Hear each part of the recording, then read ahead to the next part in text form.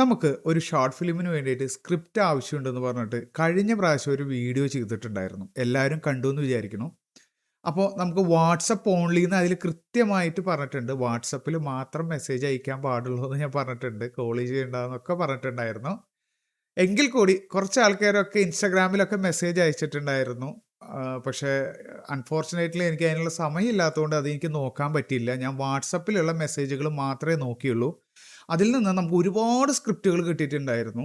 ആ സ്ക്രിപ്റ്റുകളിൽ നിന്ന് നമ്മൾ ഒരു സ്ക്രിപ്റ്റ് ഇപ്പോൾ തിരഞ്ഞെടുത്തിട്ടുണ്ട് കേട്ടോ. അപ്പോൾ അതിനെപ്പറ്റി പറയാൻ വേണ്ടിയിട്ടായിരുന്നു. നമുക്ക് വന്ന സ്ക്രിപ്റ്റുകളിൽ ടോപ്പ് 7ലേക്ക് നമ്മൾ തിരഞ്ഞെടുത്ത കുറച്ച് സ്ക്രിപ്റ്റുകളുണ്ട്. അത് പറഞ്ഞതിന് ശേഷം അതിൽ ഏതാണ് നമ്മൾ സെലക്ട് ചെയ്തെടുത്തതെന്ന് പറയാം. അപ്പോൾ ഈ 7ലേക്ക് തിരഞ്ഞെടുത്ത സ്ക്രിപ്റ്റുകൾ എന്ന് പറയുമ്പോൾ മറ്റാരും വിഷമിക്കേണ്ട. അവരുടെ വർക്കുകളൊന്നും മോശമായത് കൊണ്ടല്ല കേട്ടോ നമ്മൾ അത് സെലക്ട് ചെയ്യാതിരുന്നത്. ഡയറക്ടർ ആൻഡ് പ്രൊഡ്യൂസേഴ്സിന് താല്പര്യപ്പെടുന്ന സ്ക്രിപ്റ്റുകൾ അതായിരുന്നു. അല്ലാതെ അല്ലെങ്കിൽ അവർക്ക് ഇഷ്ടപ്പെടുന്ന ജോണർ അതായിരുന്നു. അവർക്ക് അവരുടെ ജീവിതവുമായി റിലേറ്റ് ചെയ്യാൻ പറ്റുന്ന അല്ലെങ്കിൽ അവർക്ക് ഇഷ്ടപ്പെടുന്ന രീതിയിലുള്ള സ്ക്രിപ്റ്റുകൾ അതായിരുന്നു. അതുകൊണ്ടാണ് അത് നമ്മൾ സെലക്ട് ചെയ്തെടുത്തത്. സെലക്ട് ചെയ്ത 7 സ്ക്രിപ്റ്റുകളുടെ പേരുകൾ എന്ന് പറഞ്ഞാൽ 1 മനോഹരം, 2 കത്ത്, 3 ഹർഷൻ, 4 സുഹൈൽ മുക്കീരിയുടെ ഒരു ഷോർട്ട് ഫിലിമാണ്. അതിൽ പേര് എഴുതിയിട്ടില്ല. അതേപോലെ തന്നെ 5-മത്തെ എന്ന് പറഞ്ഞു കഴിഞ്ഞാൽ സൈലൻസ് ഓഫ് ദ സമ്മർ, 6-മത്തെ എന്ന് പറഞ്ഞാൽ ദ ഏത്തീസ്റ്റ്, പിന്നെ 7-മത്തെ എന്ന് വെച്ച് കഴിഞ്ഞാൽ മിഴികൾ.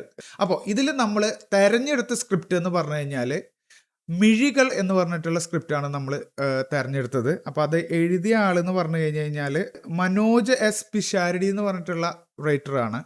അപ്പോൾ അത് എന്ന് പറഞ്ഞ കഥ എന്ന് പറഞ്ഞു കഴിഞ്ഞാൽ ഒരു അച്ഛനും മകനും തമ്മിലുള്ള റിലേഷനെ കുറിച്ചിട്ടുള്ള ഒരു സ്റ്റോറിയാണ്. അപ്പോൾ അത് നല്ല സ്റ്റോറി ആയിട്ട് എനിക്കും തോന്നി. അപ്പം അതാണ് നമ്മൾ സെലക്ട് ചെയ്തിട്ടുള്ളത്. അപ്പോൾ നമ്മൾ അതിൻ്റെ പ്രീ പ്രൊഡക്ഷൻ വർക്കുകളൊക്കെ സ്റ്റാർട്ട് ചെയ്തിട്ടുണ്ട്. അത് നമുക്ക് ഇതേപോലെ തന്നെ കുറച്ച് മാറ്റങ്ങൾ വരുത്താനായിട്ടുണ്ട്. അപ്പോൾ അത് റൈറ്റർ ചെയ്തുകൊണ്ടിരിക്കുകയാണ്. എന്തായാലും അടുത്ത വീഡിയോയിൽ കാണാം. അതുവരെ ടാറ്റ, ബൈ ബൈ.